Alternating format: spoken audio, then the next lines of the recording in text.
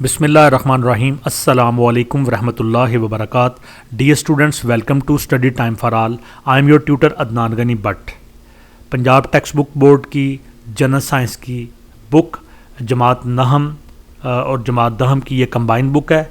और आज हम जो बाब नंबर 9 है, जो कि ओवरऑल चैप्टर नंबर 9 है, और जमात दहम का ये चैप्टर नंबर 3 है।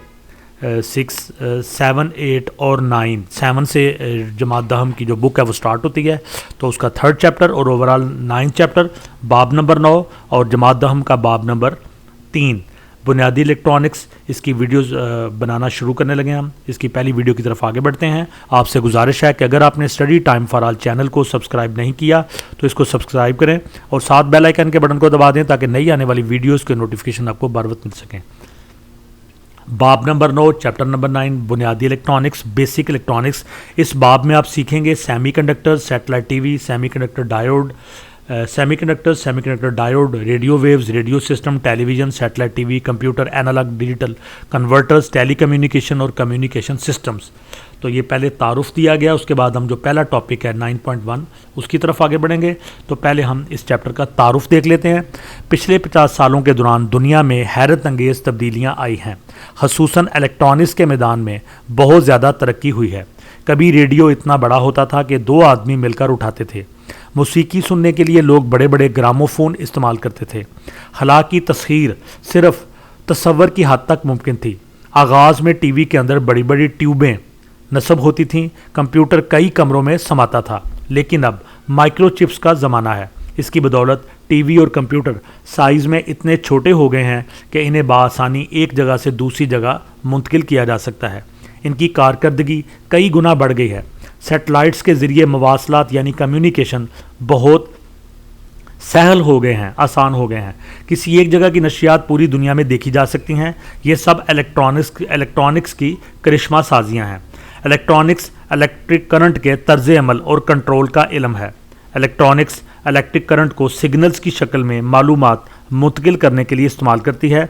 ये सिग्नल्स आवाज़, तस्वीर, नंबर्स या दीगर मालूमात के हो सकते हैं।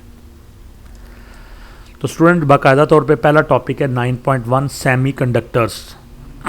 तो जो सेमी कंडक्टर्स की टर्म है, इसको समझने के लिए मैं थोड़ा सा इसको एक्सप्लेन कर दूं कि कुछ धातें जो होती हैं, मेटल्स होती हैं, ये कंडक्टर्स होते हैं। कंडक्टर से मुराद ये होता है कि इसको उर्दू में कहते हैं मूसल, यानी ऐसी धातें जिनमें से हरारत और बिजली आसानी से गुजर जाए।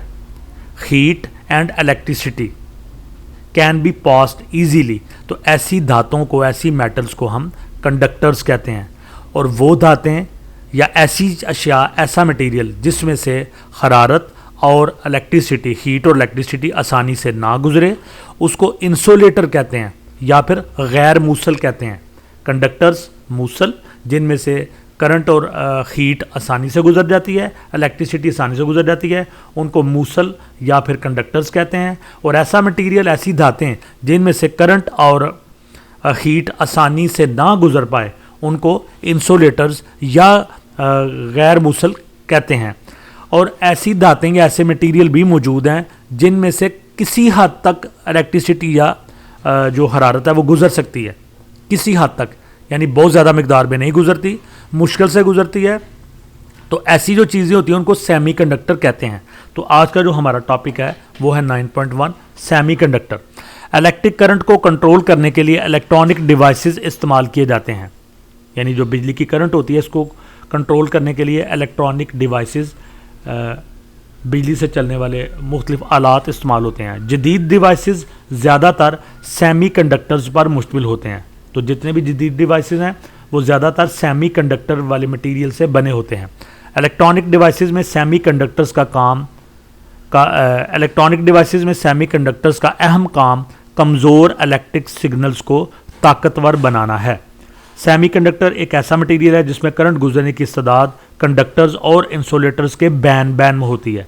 यानी कंडक्टर्स में से बहुत ज़्यादा गुजरती है, इंसुलेटर में से ना होने के बराबर गुजरती है या बिल्कुल नहीं गुजरती। तो ये जो सेमीकंडक्टर मटेरियल होता है ये बैन होता है। सिलिकॉन और जर्मेनियम अहम सेमीकंडक्टर्स हैं जो चौथे ग्रुप से ताल्लुक़ रखते हैं। ये चौथा ग्रुप क्या है? इनका जो पीरियाडिक टेबल होता है, ये केमिस्ट्री के स्टूडेंट्स इसको जानते हैं कि पीरियाडिक टेबल होता है जिसके अंदर धातुओं को, गैर धातुओं को मुख्तलिफ ग्रुप्स में तकसीम किया गया है। दुनिया के अंदर मुख्तलिफ किस्म के इसी तरह गैसेस हैं, मायात हैं, लिक्विड्स हैं, तो इन सारे जितने भी एलिमेंट्स हैं इनको मुख्तलिफ ग्रुप्स में तकसीम किया गया है। तो ये जो सिलिकॉन और जर्मेनियम है इनका ताल्लुक चौथे ग्रुप के साथ है। सिलिकॉन और जर्मेनियम अहम सेमीकंडक्टर्स हैं जो चौथे ग्रुप से ताल्लुक़ रखते हैं। शक्ल में खालिस सिलिकॉन का क्रिस्टल दिखाया गया है, यानी जो सिलिकॉन होता है उसकी शक्ल किस तरह की होती है, उसका ये एक क्रिस्टल जो है वो दिखाया गया है। सेमीकंडक्टर्स में बहुत कम टेम्परेचर पर इलेक्ट्रिक करंट के गुजरने के लिए आज़ाद इलेक्ट्रॉन्स मुहैया नहीं होते। जो सेमीकंडक्टर चीज़ें होती हैं उनमें जब टेम्परेचर बहुत ज़्यादा कम हो तो इलेक्ट्रिक करंट को गुजारने के लिए फ्री इलेक्ट्रॉन्स वहाँ पे मौजूद नहीं होते। जो करंट है ना वो फ्री इलेक्ट्रॉन के ज़रिए से मूव करती है, लेकिन आम टेम्परेचर पर चंद एक इलेक्ट्रॉन्स आज़ाद होते हैं जिससे कुछ करंट बहना मुमकिन हो जाता है। तो सेमीकंडक्टर्स को मुफीद तौर पर इस्तेमाल करने के लिए इनकी कंडक्टिविटी थोड़ी सी बढ़ाई जाती है। ये आम तौर पर चौथे ग्रुप से तल्लुक़ रखने वाला जर्मेनियम या सिलिकॉन के क्रिस्टल्स में तीसरे और पांचवें ग्रुप के कुछ एटम्स बतौर मिलावट या इम्प्योरिटी शामिल करके बनाए जाते हैं। इस अमल को डोपिंग कहते हैं, यानी कि सेमीकंडक्टर्स की जो कंडक्टिविटी है वो चूँकि कम होती है, उसको बढ़ाने के लिए चौथे ग्रुप से जर्मेनियम या सिलिकॉन के जो क्रिस्टल्स हैं उनमें तीसरे और पांचवें ग्रुप से कुछ एटम्स को बतौर मिलावट या इम्प्योरिटी शामिल किया जाता है। इस अमल को डोपिंग कहते हैं और नतीजा ये होता है कि जो कंडक्टिविटी है वो बेहतर हो जाती है। यह मिलावट अमूमन 10 टू रेज़ पावर 8 एटम्स में से एक एटम से की जाती है। या 10 टू रेज़ पावर 8 को आप अगर फिंगर्स के ऊपर देखें ना, 1 करोड़ एटमों में से एक एटम के अंदर ये मिलावट की जाती है। उससे ये होता है कि जो सेमीकंडक्टर है उसकी जो कंडक्टिविटी है इलेक्ट्रिसिटी को कंडक्ट करने की वो बढ़ जाती है। तो जो ये सेमीकंडक्टर हैं ये कितनी किस्म के होते हैं? एक होता है एन टाइप सेमीकंडक्टर, दूसरा होता है पी टाइप सेमीकंडक्टर, फिर उनसे सेमीकंडक्टर डायोड बनते हैं, forward bias diode, reverse bias diode. इनको हम ज़रा तफसील से देखते हैं। एन टाइप सेमीकंडक्टर्स क्या होते हैं? एन टाइप सेमीकंडक्टर्स जब पांचवें ग्रुप से तल्लुक़ रखने वाले एलिमेंट मसलन आर्सेनिक को सिलिकॉन में मिलाया जाता है तो इस अमल से सेमीकंडक्टर में आज़ाद इलेक्ट्रॉन्स की तादाद बढ़ जाती है। ये ज़हन में रखें कि जो इलेक्ट्रिसिटी है ये आज़ाद इलेक्ट्रॉन, फ्री इलेक्ट्रॉन के ज़रिए से मूव करती है। तो जो सेमीकंडक्टर हैं इनके अंदर चूँकि इलेक्ट्रिसिटी को गुजारने की सलाहियत कम होती है तो इसको बेहतर बनाने के लिए हमने ऊपर पढ़ा है कि डोपिंग की जाती है और किसी दूसरे जो ग्रुप है उसमें से कुछ मिलावट की जाती है। ये 1 करोड़ एटम में से एक एटम में ऐसा काम किया जाता है। तो जब पांचवें ग्रुप से तल्लुक़ रखने वाले एलिमेंट मसलन आर्सेनिक को सिलिकॉन में मिलाया जाता है तो इस अमल से सेमीकंडक्टर में आज़ाद इलेक्ट्रॉन की तादाद बढ़ जाती है। शक्ल 9.2 ये जो है, ऐसे मटेरियल को एन टाइप सेमीकंडक्टर्स कहते हैं। इसमें ज़्यादा करंट आज़ाद इलेक्ट्रॉन की वजह से बहता है। पी टाइप सेमीकंडक्टर्स, अगर सिलिकॉन में तीसरे ग्रुप के एलिमेंट मसलन एल्यूमिनियम की डोपिंग की जाए तो सिलिकॉन एटम के आखिरी ऑर्बिट में एक इलेक्ट्रॉन की कमी रह जाती है। इलेक्ट्रॉन की इस कमी को होल कहा जाता है। ये जो शक्ल दिखाई गई ये होल है। शक्ल 9.3, इस तरह की डोपिंग से सेमीकंडक्टर में होल्स की तादाद ज़्यादा हो जाती है। ऐसे मटेरियल को पी टाइप सेमीकंडक्टर कहते हैं। इसमें ज़्यादातर करंट होल्स की वजह से गुजरती है, होल्स बन जाते हैं और ज़्यादा करंट बढ़ने की सलाहियत बन जाती है। तो ऐसे जो सेमीकंडक्टर होते हैं इनको पी टाइप सेमीकंडक्टर कहा जाता है। सेमीकंडक्टर डायोड्स,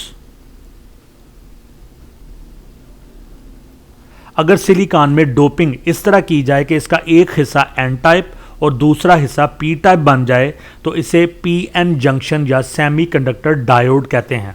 एक हिस्सा पी टाइप है, एक हिस्सा एन टाइप है और ये इकट्ठे हैं तो इसको जो है ना पी एन जंक्शन या सेमीकंडक्टर डायोड कहा जाता है। डायोड के पी हिस्से को एनोड और एन हिस्से को कैथोड कहा जाता है। ये जो हिस्सा है इसको एनोड कहते हैं, इसको कैथोड कहते हैं। इसी तरह से ये भी दिखाया गया है semiconductor diode. Forward biased diode 9.4 जो दिखाई गई है शक्ल, इसमें डायोड का सिंबल दिखाया गया है। जब डायोड के एनोड को बैटरी के पॉजिटिव टर्मिनल और कैथोड को नेगेटिव टर्मिनल से जोड़ा जाता है तो डायोड में P से N की तरफ करंट गुजरना शुरू हो जाता है, P से N की तरफ करंट गुजरना शुरू हो जाता है। इसे फॉरवर्ड बायस्ड डायोड कहते हैं। रिवर्स बायस्ड डायोड, ये P से N की तरफ करंट जा रहा है, इसको फॉरवर्ड बायस्ड डायोड कहते हैं। ये एक डायग्राम बनाई गई है, ये बैटरी का ये नेगेटिव टर्मिनल है, ये पॉजिटिव टर्मिनल है, तो ये करंट P से N की तरफ जा रही है। इसी तरह से रिवर्स बायस्ड डायोड, जब डायोड का एनोड बैटरी के नेगेटिव टर्मिनल से और कैथोड पॉजिटिव टर्मिनल से जुड़ा जाता है तो डायोड रिवर्स बायस्ड हो जाता है। इस हालत में डायोड में से गुजरने वाला करंट करीबन सिफर होता है। तो ये जो मिसाल है रिवर्स बायस्ड डायोड की है, ये फॉरवर्ड बायस्ड डायोड की है। तो जी स्टूडेंट, यहीं पे हमारा आज का टॉपिक खत्म होता है। वीडियो को लाइक करें, कमेंट से दोस्तों के साथ शेयर करें और study time for all channel को सब्सक्राइब करने के साथ साथ बेल आइकन के बटन को दबा दें ताकि नई आने वाली वीडियोस की नोटिफिकेशन आपको बरोज़ मिल सकें। नेक्स्ट 9.2 टॉपिक के साथ आपसे दोबारा मुलाकात होगी, तब तक के लिए अल्लाह हाफिज़।